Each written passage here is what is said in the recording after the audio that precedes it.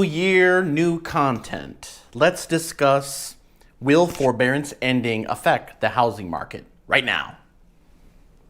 So you can go right up over here, see my information. I am a local real estate agent here in Chicago, and through my YouTube channel, I help folks that are considering moving to and within Chicago. And the narrative, folks, regarding this video, we're talking about, will the forbearance ending affect the housing market? The whole narrative was the forbearance would in essence equal foreclosures, a wave of foreclosures, but the evidence isn't really panning out. So Adam Solutions, which is the parent company to Realty, for the lack of a better term, is like the MLS database for foreclosures. They had a November report, and there will be a more, as information gets updated, of course, I'll do a follow-up, but then a November report, basically foreclosures down 5%. However, there was 7th consecutive annual increase. It is up 94% from last year. And of course, this is expected. The moratorium is done, right? But there hasn't been that wave. And, you know, Rick Sarga even goes further. He is the EVP of Realty Track. And he mentioned with the economy improving, there just hasn't been that surge. There's going to be foreclosures. And of course, every foreclosure is tragic, but there's always going to be a foreclosure. It's going to be more of a trickle, like the water trickling, versus a whole tidal wave. Sarga goes on to say, after initial surge following the end of the government's moratorium, it appears that foreclosure activity may be slowing down. And he cites mortgage delinquency rates and foreclosure starts have declined. And this has been backed up, folks, by the MBA, which is the Mortgage Bankers Association, that delinquencies have gone down. Why have they gone down? Well, of course, we're at, now I have a November stat up here, you're gonna see 4.2. The economy has come back, jobs have come back, right? Even though, listen, we're still in a pandemic.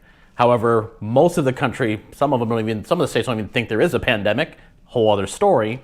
But the point I'm trying to make is the economy is full. I mean, there's shortages, there's labor shortages. People in the service industry, a lot of service managers I've talked to, they can't find people. So economy improving, right? People are back to work. So they have the money, mortgage delinquencies are going down.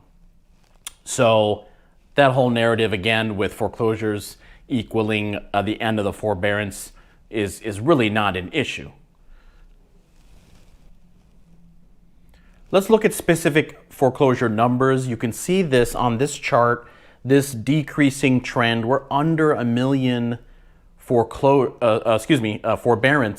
people in forbearance. And the people that are coming out of forbearance, because of course their particular program has ended for whoever their servicer are, the servicer is working on mitigation strategies for those people, unfortunately, that still need help via a loan modification or some type of deferral.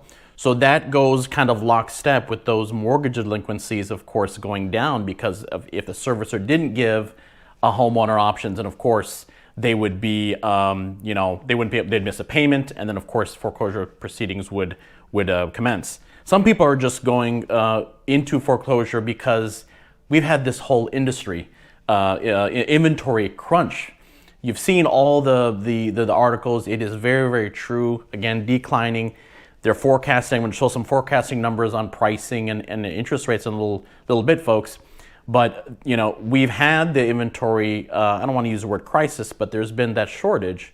So people can't find their forever home or their move-up home. So they're just going ahead and just if their economic situation is in dire straits, they're going ahead and just allowing the foreclosure proceedings, because during that proceeding, particularly in Illinois, just so you guys know, it is a judicial process, could take multiple months. They're just going to stay in their home.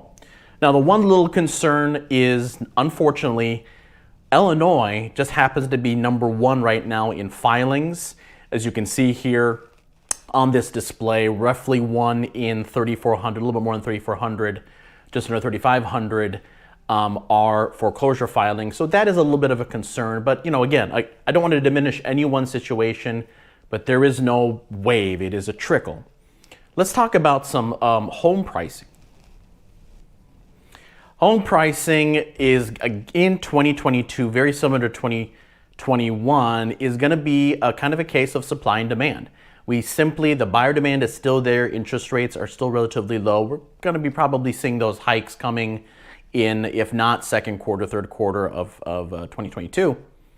But we just do not have enough supply to keep up with the really tremendous buyer demand. And therefore, as you can see from these forecasts, you can see several of the major players, major experts. I mean, even NAR, my National Association of Realtors, is conservatively saying 2.8. I'm tending more towards, I'm a little bit more conservative. My professional opinion is probably in that 3 to 5%. But again, also, if you're in the Southwest or in the West or the Northwest, outside of Chicago, I mean, my God, they're going to be seeing double digit. That's going to be given. There's some double digit forecasts in select areas, particularly in the suburbs of Chicago. But as far as the city on aggregate, I would say more in that 3 to 5%. The concern, instead of foreclosures, is really we need to be focusing on interest rates, because we've had such historically low for multiple years, right? I know you're seeing all the ads, interest rates low, but due to inflationary pressures, the tapering that the Fed has been doing is going to be stopping, and rates, as you can see, for Freddie Mac is projecting, closer to 4% by year end, and we may get there sooner rather than later. So that's kind of the thing here, is you were hoping with higher home prices with the great rates, you would be able to maybe time this thing and wait, but the rates are going up. So you're going to be, any type of gains you would have gotten, you're going to lose. So if you are going to be in the market, I would strongly recommend, regardless of what side of the equation you're on, is to start in this first quarter. And what I would like you to do is to get on my website, livinginchicago.net. You can start searching homes. I'm here as a resource. Just go down below. This has been, Will Forbearance Ending Affect the Housing Market? I'm Anant Deoras, AD with eXp Realty. Thank you for watching. Again, go down, check out my website, search homes, ask me questions.